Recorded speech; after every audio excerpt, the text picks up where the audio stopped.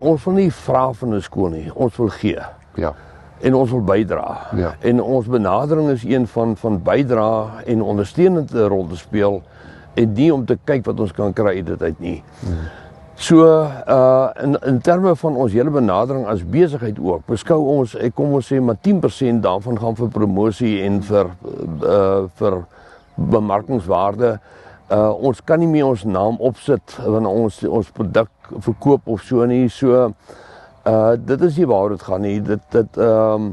Ons wil graag 'n bydrae lewer en veral tot ons jeug, veral waar ons jeug eintlik maar onder kwai druk in Suid-Afrika is. Ons wil vir hulle wys, man, daar is 'n toekoms. Dit kan goed gaan. Daar is positiewe goeders en jy skep vir jou daai milieu. Jy skep vir jou positiewe milieu. Hy gaan nie net positief wees nie, jy maak hom positief. Dis baie.